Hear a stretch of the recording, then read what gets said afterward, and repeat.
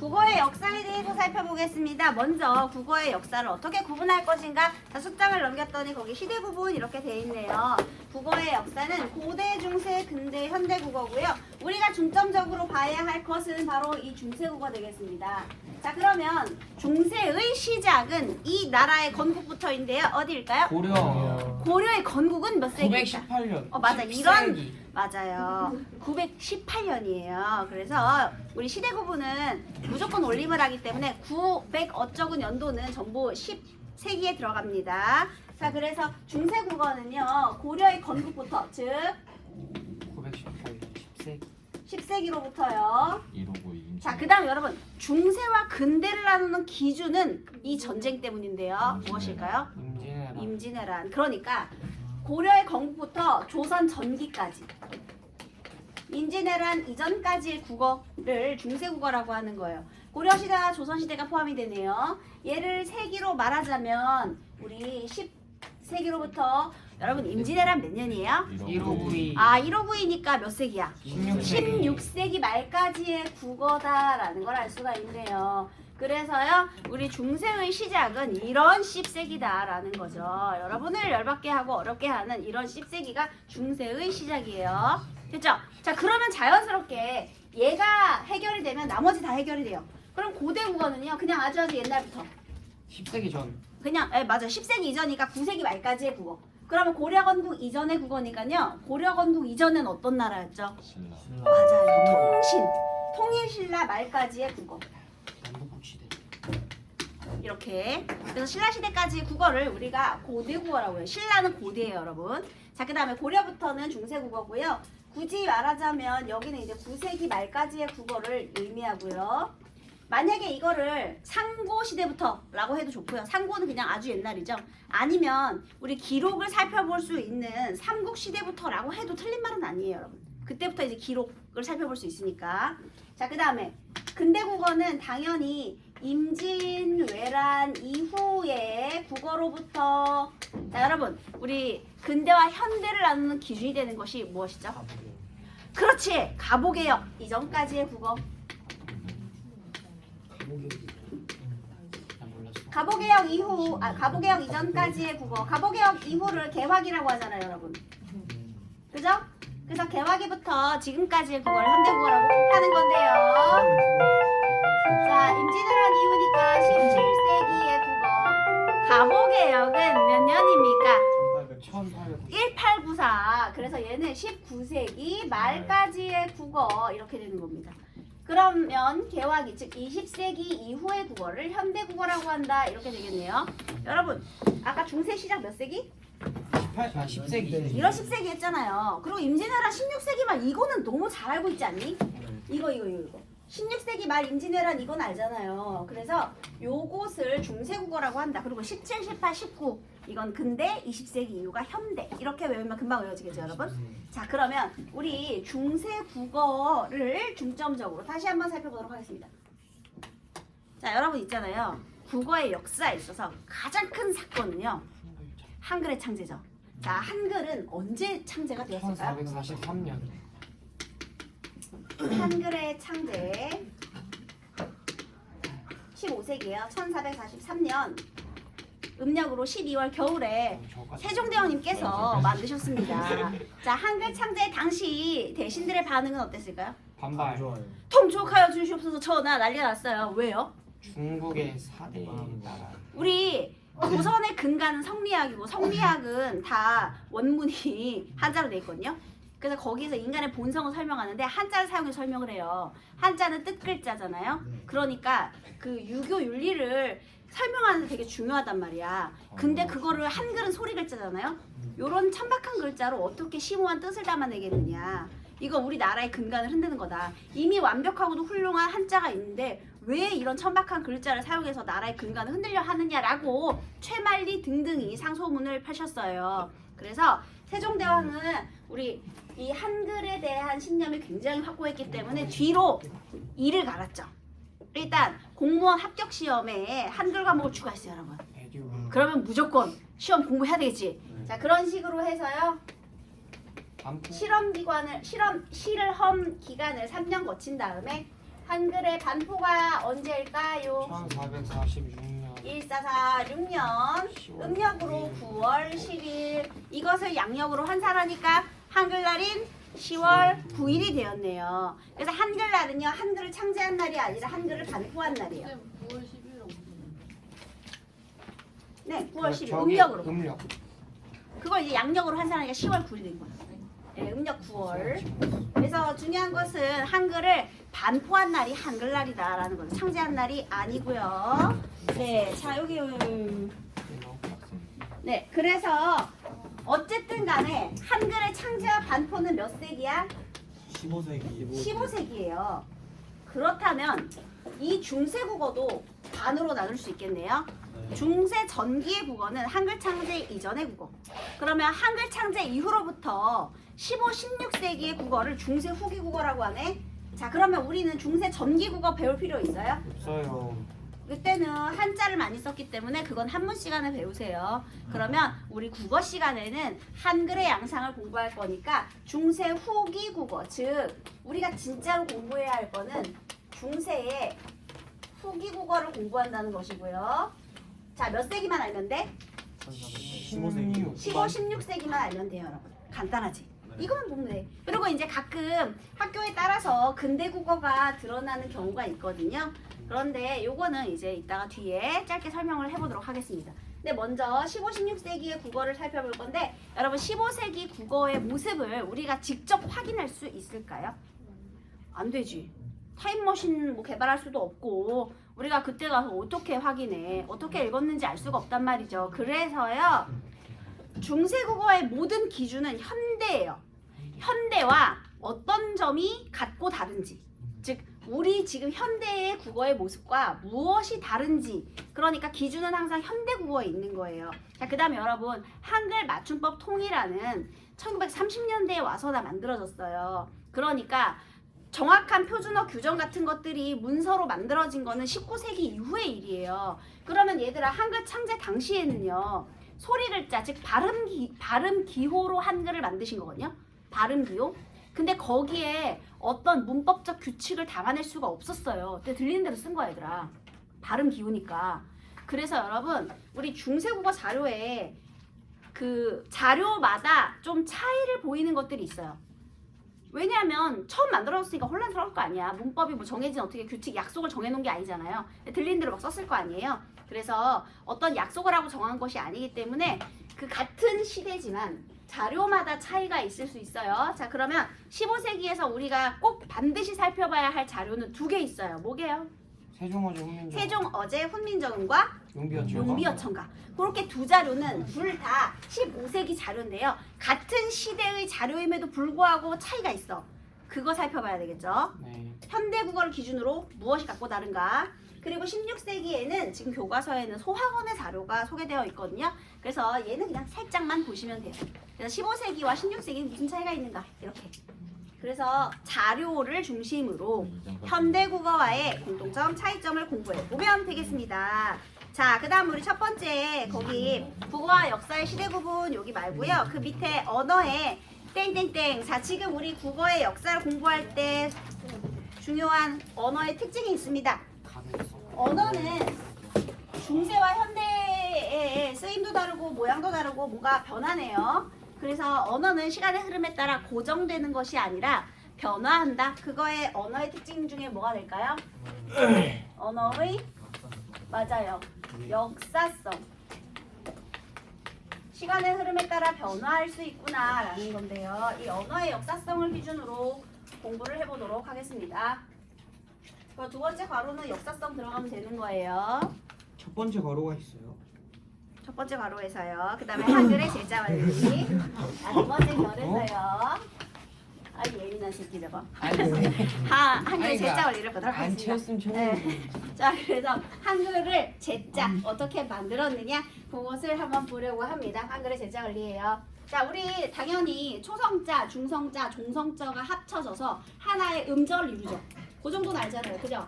그러면 초성자에 오는 것을 보통 우리가 자음이라 하고요. 그다음에 중성자에 오는 것을 우리가 보통 모음이라고 합니다. 그지? 그리고 종성으로는 뭘 쓰죠? 다시 한번 자음을 쓰죠. 그래서요. 일단 자음의 제자 원리 그리고 모음의 제자 원리 한번 구분을 해볼게요. 한글의 제자 원리. 한글을 어떻게 만드셨는지 한번 살펴보는 거예요. 자, 한글의 제자 원리 먼저 첫 번째는 자음의 제자 원리. 우리 자음은 한자어거든요. 얘를 우리말로 하면 어딘가에 닿아서 나는 소리, 닷소리라고 합니다. 공기주머니에 있는 공기가, 우리 폐에 있는 공기가 발음기관에 닿아서 소리가 나는 것을 우리가 자음이라고 하고요. 이거는 발음기관에 방해를 받아 나는 소리라고도 똑같이 말할 수 있죠. 자, 그러면 발음기관이 도대체 어디일까를 발음기관이 어디일까를 생각하면서 이제 저기 네. 제 신입생 새로 왔어요. 네, 잘했습니다. 들어가서 앉으세요. 발음기관이 어디일까를 생각하면서 세종대왕님이 발음기관을 생각해봤대요. 그랬더니 어떻게 만들었느냐. 제일 첫 번째는 발음기관의 상형의 원리예요. 원리 첫 번째는 상형. 모양을 본다는 거죠. 발음기관의 모양이에요. 뭐가 있을까요? 아음, 설, 술, 치, 후. 치, 후. 이거 중학교 때 배웠던 거죠, 여러분? 얘들아, 아가 무슨 아자예요? 어금니. 어금니 아. 그래서 코끼리의 어금니를 상아라고 하잖아요. 얘는 어금니 소리예요. 현대국어의 어금니 소리가 뭐죠, 여러분? 혀의 뿌리가 목구멍을 막는 소리 뭐죠? 여린. 여린 입천장 소리예요, 여러분. 여린 입천장 소리. 그게 그러니까 이거 여린 입천장 소리. 여기 어금니죠? 혀의 뿌리가 이렇게 목구멍을 막았어요. 그게 어금니 소리예요. 자, 그러면 상형의 기본자가 무엇이 될까요? 그렇지. 상형자 기본자는 기역이 되는 겁니다. 혀의 뿌리가 목구멍을 막아서 나는 소리, 그게 이제 어금니에서 만들어지는 소리다라고 한 거죠. 이게 상형의 기본자예요. 자, 그 다음에 설은 혹시 어디를 말하는 걸까요? 혀. 맞아요. 혀소리. 자, 이번에는요. 혀의 끝이 윗잇몸에 닿는 모양을 만들어내었어요. 그럼 기본자의 모양은 무엇일까요? 네, 이렇게 됩니다. 그 다음에 수는요. 입술 순자거든요. 발음할 때 너네 맘 한번 해볼래? 맘. 입술 붙이지 말고 맘 한번 해볼래? 맘. 안 되죠? 마. 맘. 맘. 암. 안 되죠? 왜 그래요? 아. 입술 소리는 입술을 닫아야만 완성이 되기 때문이에요. 그래서요. 자, 입술을 닫아서 나는 소리. 이게 미음이 되겠습니다. 쌤 잘못 시키신 그 거. 다음에 치는 이 소리 있잖아요. 여기 이에서 나는 소리 이렇게 되고요. 저기 제. 후는 목청 소리인데요. 여기 있죠. 목구멍 모양이 이렇게 생겼답니다. 그래서 여러분 아설순치후 기본자 상형자는 몇 개다? 5개다. 그리고 나서 이제 고민을 하셨어요, 여러분. 우리의 말의 특징이 무엇인가를 생각해 보았더니 거센 소리, 된 소리 이렇게 소리가 조금 강해지는 특징이 있더라. 그래서 이 강해지는 소리의 특징을 어떻게 드러내면 좋을까 생각을 해보니 이 상형자에 획을 더해주면 되겠구나 라고 생각을 하셨대요. 천재예요. 그래서요 발음기관의 모양을 본딴 이 상형자에다가 획을 더해준 거예요. 자, 기역에다가 획을 더하니까 기읍, 그 다음에 니은에 획을 더해서 디귿과 티읕, 여기다 획을 더해서 비읍과 피읍, 여기다 획을 더해서 지읒과 치읒, 그 다음에 여기에 획을 더해서 여린 히읗과 히읗 이렇게 만들었대요. 얘들아, 가획자는 모두 몇 글자예요? 9글자. 그렇지, 9글자를 만드셨어요. 근데 여기에서 보이지 않는 글자가 하나, 지금 현대에는 살펴볼 수 없는 글자가 하나 있네요. 뭐가 있을까요? 어린이. 맞아요. 요놈이 현대에 소실된 단어죠. 얘의 이름은 여린 히읗이라고 하는 거예요. 여린 히읗이라고 해요. 사실 여린 히읗은 소리값이 거의 없어요. 근데 얘들아, 의문은 자음 모음 같은 의문은 뜻을 구별해주는 소리의 최소단이잖아요. 근데 얘놈이 소리값이 거의 없다? 사실은 음운으로서의 기능은 거의 못한다고 봐야 됩니다. 얘는 한자 같은 것을 적을 때 또는 우리가 뭔가 글자를 적을 때 어떤 일종의 부호로서의 역할을 할 건데요. 가장 먼저 사라질 음운이에요. 소리값이 없어서. 그래서 요 놈은 나중에 다시 한번 자세히 설명하고 얘 이름이 여린 히읗 되겠습니다. 가장 먼저 사라지는 글자예요. 자, 그러고 나서 조금 부족해. 뭔가 울림소리를 표현하는데 조금 부족한 것 같아요. 그래서 이번에는요, 좋은 방법을 변화시켜가지고요. 이번에는 이체자를 만드셨어요. 이체는 옮기는 거거든요. 스타일을 바꾼다예요. 체는 무슨 체, 어떤 스타일이거든요. 스타일에 변화를 주는 거예요. 자, 다시요. 우리 상형자는요, 발음기관의 상형이었죠. 가획자는 소리의 세기를 드러내기 위해서 만든 거죠. 그러면 이체자는 뭐냐? 동일한 좋은 위치에서 좋은 방법의 변화를 꾀했어요. 얘는 소리 내는 방법, 좋은 방법을 변화시킨 거예요. 자, 우리 어금니에 혀의 뿌리를 목구멍을 막고요. 그 다음에 코를 올려주면 혹시 어떤 소리가 나는지 아시나요? 비음. 뭘까요? 예디음. 맞아요. 비음. 좋은 방법은 비음이 맞아요. 근데 이제 예디음자. 여러분 우리 초성의 이음과 종성의 이음 다른 거 아시죠? 그러니까 현대국어에 이거 음은 몇 개야? 2개. 2개지. 얘는 없는 거지. 아하고 앙하고 분명 다르잖아요. 그러니까 얘는 소리값이 있어. 하지만 초성의 이음은 소리값이 없어서 우리가 의문이 아니다라고 배웠잖아요. 네. 그러면 얘는 소리값이 있는 글자야, 없는 글자야? 있는 있는 글자야. 그래서 이게 현대국어의 종성에 사용되는 이 이음과 같은 글자예요. 음은 소리값이 있는 음운이 맞아요. 그러면 옛날에는 아를 쓰려면 이렇게 썼겠죠. 소리값이 있으니까요. 그래서 요 이응은 음가가 있는 현대국어의 이응과 같은 건데 지금은 이렇게 쓰지 않아요. 그래서 얘를 옛날 이응이다라고 해서 옛 이응이라고 불러줍니다. 지금은 사라진 글자죠. 같이 쓰니까 지금 이렇게 쓰니까. 자, 그 다음에 얘는 현대국어에는 받침에 이 받침에 있는 글자로 쓰는데요. 이게 사실 옛날에는 이건 후음 이응이었어요. 목구멍의 이응. 자, 그 다음에 여기에서요 공기반 소리반으로요 막 흘려줘요. 그럼 뭐가 되느냐면 가 됩니다. 얘는 뭐라고 불러주냐면 반설음이라고 불러줘요. 왜냐하면 공기반 소리반이라서. 됐어요? 그 다음에 이 소리에서요 이 혀를 잇몸에다 대고 조금 더 올려줘요. 그러면 무슨 소리가 되냐면 이 시옷과 지읒의 중간 유성음인 발음이 됩니다. 그래서 얘는요 맞아요 반치음이라고 불러줬어요. 그런데 지금 이 글자도 현대국어에 소실이 되었죠. 예디음과 반설 반치. 자, 이체자 몇 글자? 3글자. 3글자입니다. 아래야. 아래야. 아래아는 모음이에요. 아직 자음하고 있습니다. 자, 여러분 가나다라마바사 아다자카타파하 기억부터 히읗까지 몇 개예요? 14개. 그 14개는 왜 14개가 된 거냐? 자, 여기 상형가외 이체자의 개수를 모두 더하면 몇 개예요? 17개. 거기서 지금 몇 개 사라졌어? 3개 사라졌어. 그래서 몇 개야? 14개지. 현대국어의 자음의 기본자가 14개인 이유는 처음에 17개로 만들어졌다가 3개가 사라졌기 때문이에요. 그죠? 그래서 상형, 가외, 이체자는 모두 17글자.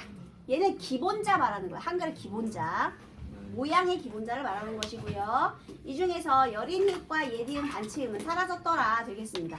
여러분 다음 중 제자 원리가 다른 하나는 이렇게 해가지고요. 만약에 이렇게 나왔어. 그러면 애들이 어디서 많이 틀려오냐면 획도했다. 가획자다.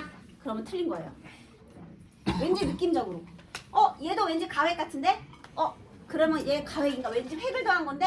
얘들아 가획의 원리와 이체의 원리가 서로 다른 것이잖아요. 여러분. 그쵸? 가획자 많으니까요. 아설, 순치우, 상형자를 외우고요. 여러분. 그리고 예디음, 반설, 반치를 외우세요. 그러면 나머지는 자연스럽게 가획자가 돼요. 그러니까 우리가 이체자 세 개를 완벽히 외우면 문제 풀 때 헷갈릴 일이 없다는 뜻이겠죠. 예디음, 반설, 반칙. 반설, 반칙. 이렇게 세 개만 이체자고요. 여러분, 세종대왕님께서는 자음의 기본자로 발음기관의 상형을 따라 만드시고 거기에 소리의 세기를 더하기 위한 과획과 이체자를 만드셨다. 자, 맞아요, 틀려? 틀렸지, 뭐 때문에? 이체자 때문에. 이체자도 소리의 세기예요? 아니죠. 그렇지. 좋은 방법을 변화시켜서 조금 더 올려주는 소리를 만든 거예요. 그래서 가획과 이체를 통해 소리의 세기를 드러내었다 그러면 틀려요. 가획은 맞는데 이체가 안 되는 거야. 알겠죠? 자, 그 다음 우리 모음의 기본자 한번 생각해 볼게요. 모음은요, 세종대왕님께서 이야기하셨습니다. 볼소리니? 왜? 얘는 방해를 받지 않고 나오는 소리잖아요. 그래서 자, 이번에도 첫 번째 원리는 상형이에요. 그런데 발음기관의 상형을 통해 과학적인 원리를 드러낸 자음과는 다르게 이번엔 철학적인 이치를 담으려고 노력했어요. 왜냐하면 우리는 우리 인간의 본성이 선하다고 믿는 유교를 바탕으로 하는 조선의 국가니까요. 그래서요, 철학의 이치 바로 무엇의 상형일까요? 천지인. 니네 선생님이 특정 국가에 대한 비하의 의도는 전혀 없는데요. 한자로 톡 보내려면 굉장히 힘들어 아세요? 아, 영어로. 네, 우리는 자 아까 자음 이거 14개잖아요. 혹시 모음 아야, 어야, 오요, 우유, 으이 몇 개죠? 일단 모음 현대국어의 모음 10개거든요. 그 24개를 가지고 모든 소리를 다 만들 수 있어요. 자, 한자는 몇 글자부터 시작해요? 기본이? 천자문. 천자문. 미쳐버리겠지. 우리 24개만 알면 뭐든지 할 수 있잖아. 그지? 그러면은 이거 자판으로 톡 보내려면 기본 천자는 있어야 될 거 아니야. 그럼 어떻게 해요? 걔네들 아니야. 그 단축키를 써. 되게 복잡해. 하나 쓰면 타타타 영어를 쓰면 쓰고 되게 한자 키를 복잡합니다. 누르면 발음에 맞는 여러분, 세종대왕님 정말 너무 땡큐죠. 너무 고맙죠. 쌤 근데 방금 천지인. 자, 그래서요, 하늘의 모양을 본땄더니 어떤 모양이 되었을까요? 동그라미 아래야. 이렇게 됐죠. 그 다음에 땅은요, 사람은요. 이 자, 여기 이 천지인의 모양을 본따서요, 얘는 플러스 철학의 이치를 담고자 했어요. 자, 그러면 철학적인 이치, 쟤는 과학적인 이치고요. 자, 하늘과 땅과 사람의 모양을 본땄는데 여기에서 우주의 이치가 드러납니다. 여러분, 하늘은 양과 음의 기운 중에서 어떤 기운을 담고 있을까요? 하늘, 양 양의 기운. 양. 양성의 의미를 부여했어요. 자, 그 다음 땅은요, 음성. 그래서 남자 자, 그렇다면 땅과 하늘을 이어주는 사람은 중성. 중성.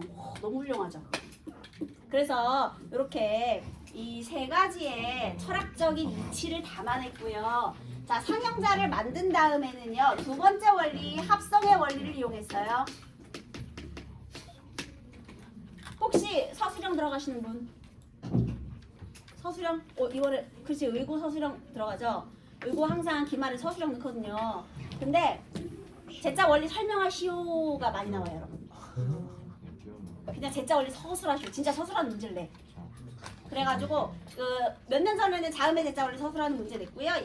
또 작년인가 재작년에는 모음의 제자 원리 서술하는 문제를 냈거든요. 이거 진짜 기본 단골로 나오는 문제니까 다 서술할 수 있어야 돼요. 그 이치까지 전부 다. 네, 이해 안 되면 복습하세요. 자, 그 다음에 다시 합성의 원리. 합성은 두 가지 이상을 섞는 거잖아요, 여러분. 네. 자, 두 가지 이상을 섞는 거예요. 그러면 자, 어떻게 합성을 하느냐? 처음에는요, 이 상형자끼리 합성을 했어요. 상형자끼리 합성을 하는 게 바로 초출자예요. 얘들아 있잖아. 아까 위 아래 중에 어디가 양의 기운이었죠? 위 그죠? 그러면 오른쪽 왼쪽 중에 어디가 양의 기운이게요? 오 오른쪽이에요. 그지? 그게 양이거든요. 자, 그러면요, 얘네끼리 합성을 할 건데요. 우리 요거를 합성할 때 양성의 기운을 모아서 위와 오른쪽, 위 오른쪽. 그 다음에 이제 한 번만 합성하는 거야. 이번에는 아래와 오른쪽. 이거는 음성자겠죠. 음성. 아래 그리고 오른쪽. 왼쪽 미안해요. 네, 양상자, 음상자 이 예민한 것들. 그다음에 자 초출자를 만든 다음에요. 또 제출자를 또 만들었어요. 제출자는 어떻게 만드는 거냐면요. 초출자에 아래아를 한 번 더 합치는 거예요. 자, 한 번 더 합치니까 요와 야. 야, 요. 요와 야. 여 이렇게. 자 모두 몇 글자? 8 하나 10 하나 상형자가 3개, 합성자가 8개 해서 총 11글자. 그래서 처음 만들었을 때 자음과 모음의 개수는 몇 글자였다? 28자를 맹그신 거예요, 여러분. 아시겠죠? 자, 그런데 여기서 또 사라지는 문이 있죠? 바로 예놈. 예놈은 아래 되겠습니다. 아래 됐나요? 쌤, 네. 저 물소리예요, 물소리예요. 뭐가요? 물소리예요, 물소리예요. 뭘 소리였냐? 홀로 쓰이는 소리라서 홀소리. 그래 내가 홀소리를 네, 했잖아. 홀소리예요. 쌤이 희읍을 저렇게 쓰실 리가 없죠. 국어 선생님이신데. 선생님 원래 글씨 날려쓰기로 유명합니다, 여러분. 못 알아볼 수 있어요. 원래 천재는 안 틀려. 대충 선생님은 추상화를 좋아하니까 너 여러분 그래서 대충 글씨 알아서 잘 쓰는구나. 생각하세요. 모르겠네. 자, 근데 여러분 그래서 여러분 원숭이 귀를 잡아당기면 어떤 소리가 나나요? 아예. 아야, 어여, 오요, 우유, 이 그거예요, 여러분. 그거요. 만약에 혹시 시험 문제에 한글 자모에 기본자를 모두 써라 하잖아요. 얘들아, 한글 자모에 기본자를 써라 이렇게 나올 수 있거든요. 기본자 이게 다 기본자들이거든요, 여러분. 자, 그러면 그 아야, 어여, 오요, 우유, 이에다가 뭘 추가하면 돼요? 아래요. 아래야. 자, 그다음 기역부터 희역까지 모르는 사람 있죠, 여러분? 우리 유치원 가야 되는 사람 있나요? 없죠. 거기다가 뭐만 넣으면 돼? 눈, 코, 입만 추가하면 돼요, 여러분. 눈, 코, 입이요? 네. 자, 우리 여기서 4개 사라졌죠? 우리 소실되는 문 정리해 보겠습니다. 지금 현재 사라진 음은요.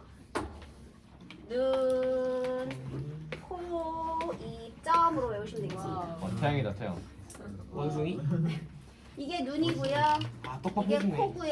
같이 잡아 이게 당기면 돼. 입이고요. 이게 점이에요. 얘 자음, 얘 모음. 이 순서대로 사라졌습니다. 눈, 코, 입, 점 순서대로. 알겠죠? 그래서 이렇게 4개 외우시면 돼요. 그래서 기역부터 희역까지의 눈, 코, 입, 그 다음에 아부터 이까지의 아래 이렇게 하면 28자 완성이죠? 얘 눈, 코, 입, 점. 눈, 코, 입, 점. 이렇게. 자, 그러면 종성이 남았네요. 근데 여기서 또 한 번 우리 세종대왕님의 천재적인 자 초성자, 중성자, 종성자 이렇게 만든 다음에요. 준이. 종성은 부용, 초성이니라. 고용. 이거 무슨 뜻이에요? 종성으로는 부용 다시 쓴다. 초성을 다시 쓴다. 저 자음자 종성으로 다시 써라 라고 말씀하신 거예요. 그래서 종성, 부용, 초성이니라 라고 말씀을 하셨다는 거죠. 한글의 제자 원리 되겠습니다.